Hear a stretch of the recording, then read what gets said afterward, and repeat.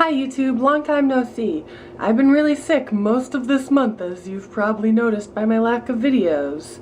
I had laryngitis and I couldn't talk at all for about 10-12 days. So, happens I guess. I'm better now. So, another day, another month, another monthly wrap-up. So I'm not gonna sugarcoat it. I read a crap ton of books. Let's get started. It'll be kind of almost reverse order because I just have a stack of put them in as I finish. The second play I read for class this month is Waiting for Godot. I actually liked this one kind of a lot. I recommend it if you want a quick read, yeah. Oscar Wilde, The Importance of Being Earnest, and there's other plays in here which I read too, but I highly recommend The Importance of Being Earnest if you're kind of nerdy. It is like a pun within a pun within a pun with more puns thrown in. It is great. I don't remember if I said this last month. We did this over the end of last month, and I don't remember if I mentioned it or not at the end of February. A Doll's House, it's originally by Henrik Ibsen. I did not like this one as much. Don't really recommend it. I thought it was kind of boring and I kind of had to suffer through it a little bit. Now, the books that I did not read for class, and there's a lot. Grace's Guide, The Art of Pretending to be a Grown-Up by Grace Helbig here on YouTube. This was really funny. I really liked it. I really want to pick up You Deserve a Drink by Mamrie when that comes out, and maybe the Hannah Hart's My Drunk Kitchen, even though I'm a vegetarian, so probably can't do any of the recipes. This book was really funny, really entertaining. I lent it to a friend who also really liked it. So I also recommend this one if you want kind of a quick, funny read. I mostly read it at coffee shop. 5 out of 5 stars. Ellen DeGeneres. Seriously, I'm kidding. This is not as good as Tina Fey's or Amy Poehler's or any of the other ones I've been reading, but it was still very entertaining. 3.5 stars. Again, I recommend it if you want a light, quick read. I read it in less than 2 hours at work. Pretty Little Liars by Sarah Shepard. So I'm doing the Pop Sugar Reading Challenge this year, and one of them is a book that was turned into a TV show. I figured I'd get this one. It was only like $2. I did not really like this book. I think I would have if I was in high school or middle school. I think I would have, but it just read too young. And I read YA. One of my favorite books of all time I also read this month. Aristotle and Dante Discover the Secrets of the Universe. This did not read young. This is YA that does not read young. This is YA that reads young. Speaking of Aristotle and Dante Discover the Secrets of the Universe, it's by Benjamin Alina Sayez, something like that. Sorry. This book is fan-friggin-tastic. It's so beautiful. I know a lot of people were like, will they, won't they, whatever. The whole time I was shipping the main characters, and I don't ship, but I was just like, they have to. And they do. One of the main characters is gay, and I think the other one might be asexual, slightly towards gay or whatever, because he says things like he thinks masturbating is gross. So that makes me kind of think he might be asexual, which is really cool if he is. Like, I'm really happy about that if he is, because there's not a lot of characters in books that are, but leaning towards gay. Maybe like homo-romantic or whatever, if you want to get into that. And this book was just so beautiful. Easily 5 out of 5 stars. I recommend it. I think everyone should read it. I think I'm getting this book for everyone for Christmas this year because everyone should read it. The Magicians by Lev Grossman, and The Magician's King, and The Magician's Land. I read all 3 of these for my trilogy for the Pop Sugar Reading Challenge. And I really liked this, actually. I can see why a lot of people don't. The main character is very unlikable, but I don't necessarily mind that in a book. I know a lot of people do. And I don't know, I was just... How do I politely say this? I don't know. The first one's kind of Harry Potter-ish. It's all the years of wizard school put in one, and then after that he's out of school. But it also kind of takes the Chronicles of Narnia. Fillory is much like the Chronicles of Narnia. There's the fountains they go in, and Fillory has the ram god instead of the lion, Aslan. And I liked these books, which is why I read all 3 of them, but I totally understand why a lot of people don't. I think I gave 3.5 stars, 3.5 stars, 4.5 stars. No. Reverse that. 3.5 stars, 3.5 stars, 4.5 stars. Because this is the first one.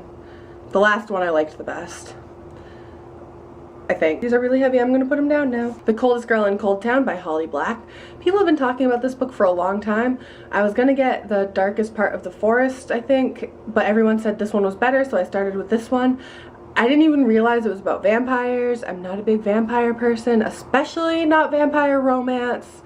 Classic mythology I like a little bit. Vampire romance takes the classic mythology and puts it in a blender and only picks out the pieces they want.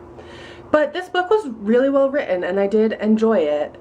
I thought the main character was really stupid. She thinks she might have the vampire disease, but it hasn't kicked in yet. So she goes to this Coldtown when she could just put herself in solitary somewhere or give herself to the scientists who would put her in solitary somewhere, but she took it into her own hands, and that's stupid. But she's in high school, so high schoolers can be stupid. Sorry, I was stupid when I was in high school. All of my friends were stupid when they were in high school. You realize it once you graduate high school that you made some pretty bad decisions and it's not your fault. It's, you know, brain changes and things like that, but whatever. So that's why I kind of gave it a pass, but I really liked this book. I think I gave it 4 out of 5 stars or 3.5 out of 5 stars. It was pretty enjoyable, even though I was kind of like, vampires, Scarlet and Cress by Marissa Meyer. I think I got that right this time because I always say Myers, I'm sorry. It's not plural, it's only one, Meyer. Scarlet is the second in the series after Cinder. This book I think is the worst in the series, but it had the coolest idea. So, without really spoiling anything, it's a retelling of Little Red Riding Hood, Scarlet, Red, and the wolf is a street fighter gang member-y thing, which I thought was really interesting. And she works on a farm and her grandmother gets kidnapped. She's not visiting her grandmother's house. So I thought this had the coolest premise out of all of them, but Scarlet was unlikable, and the whole time I wasn't really interested in her story. I always wanted to see more of Cress because I just thought Scarlet's story didn't end up being as interesting as it could have been. I think I gave it 3 out of 5 stars. Whoop, there goes my pile of books. Cress, also by Marissa Meyer. I think this one might have been my favorite in the series. My complaint is that they kind of paired everyone off so everyone's in couples, and I liked it better when they weren't. Like, I liked Cress and Thorn's banter back and forth because they weren't dating and they were both single, whatever, and I liked how they interacted, which they still do, but it's different now that they're all kind of paired off and have their boyfriends and whatever.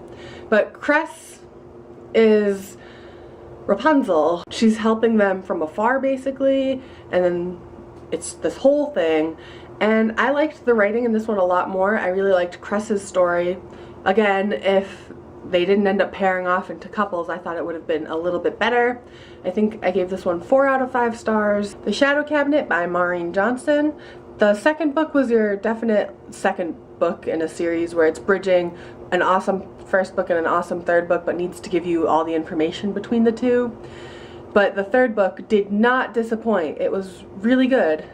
I really like this series. It's really interesting the way it's ghost stories, but not like your traditional ghost stories, and it's YA, but it's not a YA romance, which is something I really like about it. There's very minimal romance in these for the most part. It definitely, by any means, does not revolve around the romance. It's maybe like 5% of the story, which is something that I really appreciate. There's the secret, like, subset of the police that keep the ghosts in check, and it's just so cool. I highly recommend this series if you haven't checked it out yet. 4 out of 5 stars. Pierce Brown, Red Rising. This is another book that I really liked.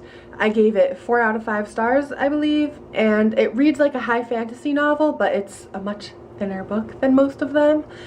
I can't get through books like A Game of Thrones, or even really the J.R.R. Tolkien, Lord of the Rings. I did read The Hobbit and I liked that, but the trilogy, that's just way too dense and way too thick. One or the other's okay, but dense and thick, I just get burnt out. So this book didn't do that, but it reads like a high fantasy novel, and I really liked that. And it's not a high fantasy novel, but it is like dystopian adult, which is interesting because there's a lot of dystopian YA, but not a lot of dystopian adult. And I really like this book, and I'll pick up the second one when it comes out in paperback. And I also recommend this book, and I'm really glad my friend recommended it to me. I think that's 14. I think that's 14 books I read this month. I might be miscounting. And I'm in the middle of Good Omens by Neil Gaiman and Terry Pratchett. And the other book that I've been in the middle of reading is A Natural History of Dragons. I still haven't picked this one up yet, but I've been doing about one a month with a book that I started and didn't finish, and either finishing it or deciding I don't like it and passing it on. So in April, I'll do something with that book. So I also want to mention my favorite tea of the month. I was really sick for most of the month and I drank a ton of Tazo Zen. It's a green tea with, I believe, lemongrass and mint, and it was really soothing for my throat. It didn't irritate it when I was having a sore throat. And I'm not a big green tea fan, but I really like that one. And I drank like probably half a box of it, if not more, closer to a whole box or 3/4 of a box or something. Definitely more than half a box of it. So it's really good. You should check it out, especially if you don't like green teas, I guess, because I don't like green teas, but I do like that one. And my favorite podcast of the month has been Good Job Brain. There's like 200 episodes of it, so I probably won't be mentioning a podcast for a while because I'll just be listening to those, and there's no way I'll finish it anytime soon. But it's like a quiz show type fun factoid, and I really like the way they bounce off each other, which is kind of, I guess, why I like podcasts. That's why I like Hello Internet, is because their personalities are really good together. And same with Good Job Brain. If you're interested in learning about things, or you just want something to listen to while you're walking and you're like me and like how people interact, you'll probably like that one as well. Every episode has a theme. That's everything I have today, guys. I'll see you next time, hopefully next week. Fingers crossed I don't get sick again. Bye! I've read a lot of books this month because I was really sick and I couldn't do anything, and it was spring break and I was stuck in my dorm room being sick and couldn't do anything. Who are you kidding? You can't justify this, Caroline.